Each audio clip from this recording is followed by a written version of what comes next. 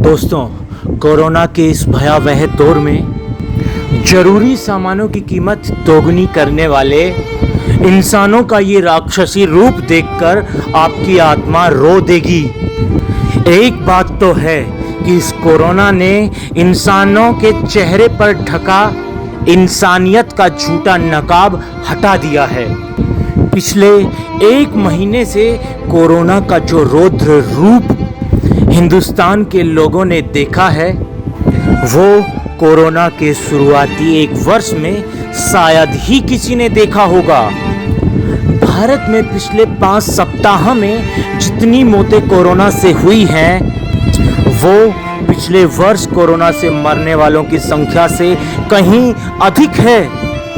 दोस्तों, शैतानी कोरोना के इस विध्वंसक रूप ने सरकार द्वारा की गई व्यवस्थाओं की पोल तो खोल ही दी है और साथ ही इंसानियत का पर्दा उठे इंसानों के मुख से वो झूठ का पर्दा भी हटा दिया है।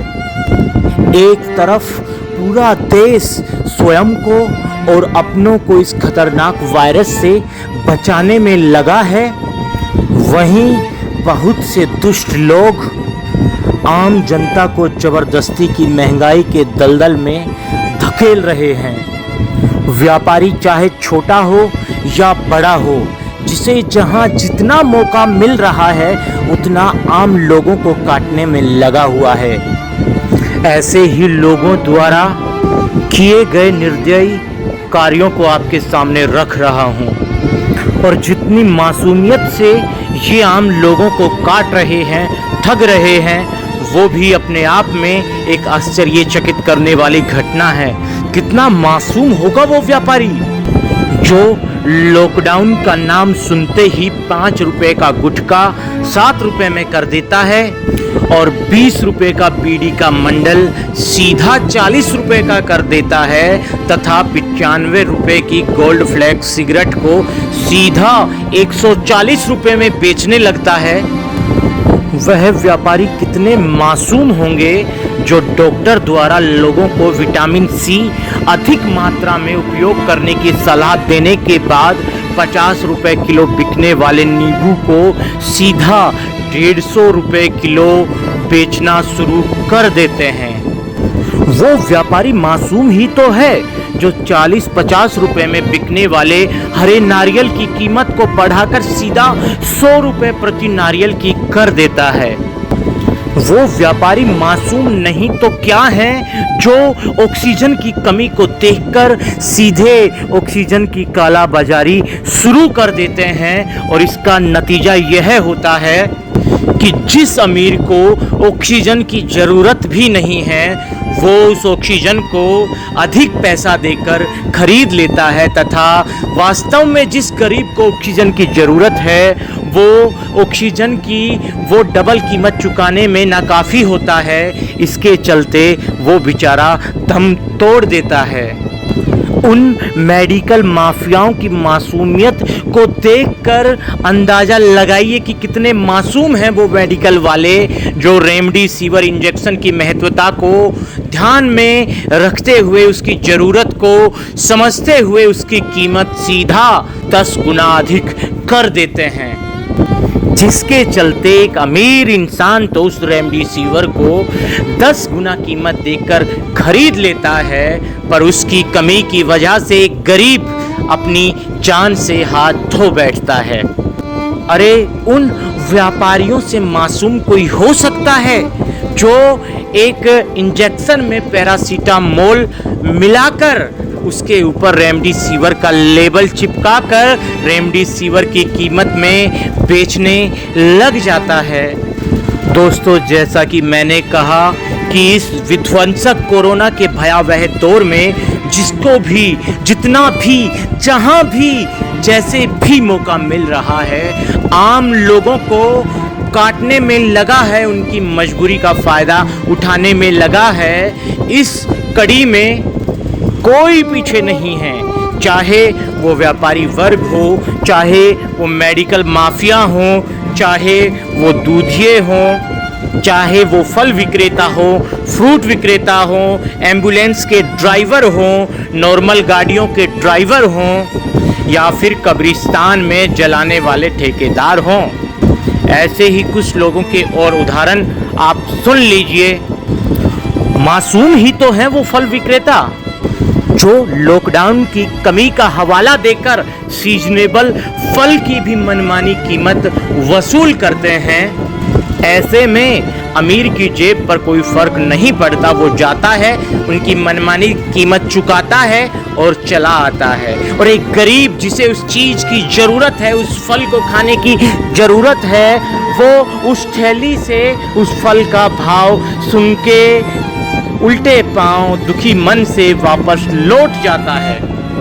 सोच कर देखना उसके दिल पर क्या गुजरी, उसके दिल पर क्या गुजरी होगी जब वो अपने ज़रूरतमंद के लिए फल लेने गया था और उसकी कीमत सुनकर बिना फल लिए ही वापस आ गया। सब्जी विक्रेताओं का हाल तो ऐसा है कि वो पूरे वर्ष की कमाई एक सप्ताह के लॉकडाउन में ही कर लेना चाहते हैं। यही कारण है कि गरीबों ने आजकल सब्जी खाना ही बंद कर दिया, सिर्फ चटनी रोटी से बेचारा गुजारा कर रहे हैं। उस मासूम एम्बुलेंस ड्राइवर की भी तो मासूमियत देखिए, जो अस्पताल में दम तोड़ चुके मरीज की डेड बॉडी उसके घर तक पहुंचाने के लिए, उसके घर की दूरी 100 किलोमीटर है, वहां तक उस डेड बॉडी को पहुंचाने के नाम पर 35 से 40 हजार रुपये चार्ज कर रहा है पीड़ित के परिवार वालों से। यानी कि वो ड्राइवर इसी काम को नॉर्मल डेज में 3 से 4 हजार रुपये में करता था, पर उसे पता है इस कोरोना के भयावह दौर में जब हर कोई हर किसी को काटने में लगा है, तो वो ड्राइवर भी उस आम गरीब मजबूर इंसान को काटने से कैसे पीछे रह सकता है। इसीलिए वो भी उस पीड़ित के परिवार वालों की मजबूरी का फ़ायदा उठाने से नहीं चूकता है। अब जरा प्राइवेट एम्बुलेंसों का भी हाल जान लीजिए। भिवाड़ी से दिल्ली की महज दूरी 70 किलोमीटर है और भिवाड़ी के किसी अस्पताल से किसी मरीज को दिल्ली शिफ्ट करना है तो प्राइवेट एम्बुलेंस ड्राइवर उस मरीज को 70 किलोमीटर दूर शिफ्ट करने के नाम पर 10 से 15 हजार रुपये वसूल रहे हैं। सोचिए कितने मासूम होंगे वो एम्बुलेंस ड्राइवर। दोस्तों, मैंने जितने भी मुद्दे उठाए वो हम सब की ज़िंदगी से जुड़े हुए हैं, परंतु सभी जैसे तैसे करके अपना काम निकाल लेते हैं। इसके खिलाफ कोई आवाज़ नहीं उठाता है। अगर कोई आवाज़ उठाता भी है, ऐसे मुनाफाखोरों की शिकायत भी करता है, तो उस पर ना तो लोकल प्रशासन कुछ कार्रवाई करता है और ना ही सरकार की तरफ से कोई ठोस कार्रवाई उन मुनाफाखोरों पर की जाती है। प्रशासन के मुलाजिमों का तो हाल ये है, वो किसी फल की दुकान पर जाएंगे और जब उनसे अनुचित कीमत मांगी जाएगी तो वो सीधा कहेंगे कि भाई स्टाफ से हैं, हमको तो छोड़ दो, हमको तो बख्श दो।